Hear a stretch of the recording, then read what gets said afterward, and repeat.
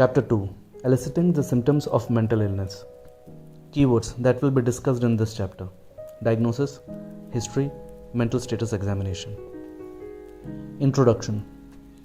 Eliciting the symptoms and signs is a difficult task. It requires an ability to listen and communicate, be sensitive towards the person who is bewildered and distressed, have knowledge of the possible conditions that can give rise to the complaints, and a genuine interest in the human condition and its manifold expressions. The root of dissatisfaction that many patients experience about the clinical encounter is due to the potential conflict of interest between the patient's wish for relief of symptoms and the doctor's need to start making a diagnosis. And several short interviews are preferable to a marathon session. This table outlines the details for psychiatric examination. Diagnosis and labeling. The medical classification of diseases allow a cluster of symptoms to be brought under a single term. Disadvantages of this include the unreliability of diagnostic terms as well as the risk of undue labeling and the associated stigma. Because diagnostic terms do not, as of yet, refer to any well-described pathophysiology or indeed to any independent or reliable marker. The psychiatric history. The nature and type of referral should be noted. Begin with the patient's verbatim description of their present symptoms in a chronological manner, including the duration of each symptom, their evolution with time, and effects these symptoms had on the patient's lifestyle. Verbatim gives state of mind and how they self-view their symptoms. What is your main concern? This question reveals how the patient conceptualizes the problem and also suggests a preliminary target. The family history is concerned with patient's family of origin, the likelihood of genetic predisposition to mental illness, and family relationships and their potential contribution to the patient's presentation. Personal history traces the stages of patient's development, health and formation of relationships from conception, birth, and infancy through childhood. School experiences, adolescence, and further education to occupational, marital, and sexual history.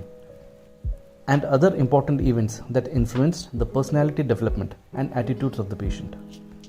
How their development and circumstances have been influential in provoking, exacerbating, and ameliorating their present illness, as well as the meanings and understanding the patient have of the trajectory of their life, all communicate something that enriches the clinical encounter. Premorbid, previous or usual personality. Assessment of personality is the most complex and problematic task that a psychiatrist faces. Personality is what makes a person unique and is revealed by his enduring patterns of responding and reacting to given situations. Abnormal personality has some characteristics that are either overdeveloped or underdeveloped as compared with an ideal notion, called a trait to a statistically significant degree.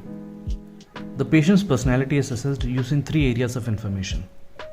First, the patient is asked to describe in detail their relationship with other people, like how they relate to family, friends, and colleagues. Are they sociable or solitary? Are their relationships structured or informal? Do they see themselves as a leader or a follower, an organizer or a loner?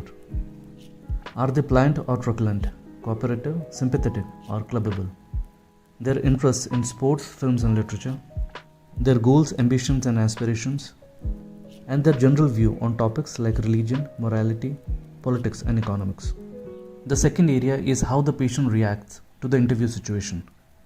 And in the third, they are asked to describe their predominant mood. If it is fluctuating or stable, responsive to precipitants, or endogenously determined. Their sexual preferences, religious affiliations, and affiliation to social organizations, if any. About their fantasy life, the frequency and duration of daydreams and their content, whether these are goal-directed or realistic, or disassociated from any expectation of fulfillment. Their dreams and how they attempt to interpret them. Regularity of physiological functions and their dependence on them. Differentiation of personality disorders. Certain characteristics tend to occur together and are of clinical significance. Having decided that a certain trait is present to an abnormal extent, that is, too high or too low, the next step is to ascertain if it causes the person or others to suffer. Comments on premorbid personality and traits should always be made, preferably with verbatim. The mental status examination. The mental state examination is the special area of expertise of a psychiatrist. The clinician uses open questions at the beginning and then closed questions to clarify specific points. He must express active listening. This is done by summary statements to summarize the patient's account and to provide the opportunity to correct any misapprehensions. Similarly, normalizing statements can be used to introduce difficult subjects, or comment on the emotional status of the patient by empathetic statements, and finally conclude the whole interview with concluding statements.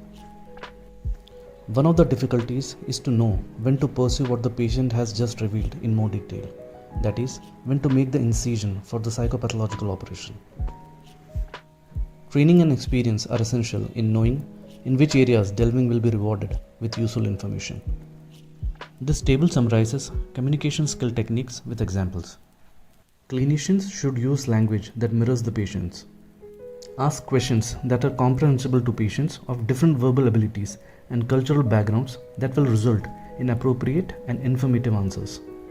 At the same time, avoiding damaging the patient still further with well-directed but traumatizing questions. Technical terms, for example perseveration, should be avoided and longer descriptions used until the interviewer is sure that the symptom is truly present. Observation of the appearance and behavior of the patient is an invaluable supplement to their self-description. Observation and empathy must always be used together. Observation is useful for assessing non-verbal communication. From their posture, gesture, facial expression and so on, they betray their state of emotion, providing information about their personality and their attitude to the observer despite their silence or contrary verbal communication. When the patient says something unreasonable, odd, or unexpected, the interviewer must note it. Systemic enquiry.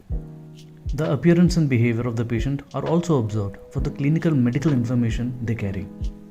Does the patient look ill? Are they alert, oriented, fully conscious, or fluctuating in their mental state? Are there any behavioral or neurological abnormalities? These are valuable to corroborate the patient's complaints to make clear the degree of emotional involvement they have in their symptoms. Talk reveals thought. Patients' utterances are usually the most important in assessing their mental state. As much of the patient's speech as possible should be recorded verbatim. Assessment of mood has three areas of exploration: subjective and objective description of mood, as well as evaluation of rapport. Mood can be studied for its direction, that is depression or elation, its consistency, that is stable or labile, its appropriateness, amplitude, and the degree of discrepancy between subjective description and objective observation. Rapport is a measure of the patient's ability to communicate their feelings to another person. The interviewer needs to make themselves a yardstick against which the patient's ability to make rapport can be measured. The ideas and beliefs the patient holds and the abnormalities of perception they experience are explored during the interview. Delusions and hallucinations are rarely, if ever, volunteered by the patient as symptoms. Passivity or delusion of control, obsessions, compulsions, and depersonalizations may be obvious or only made plain with some difficulty.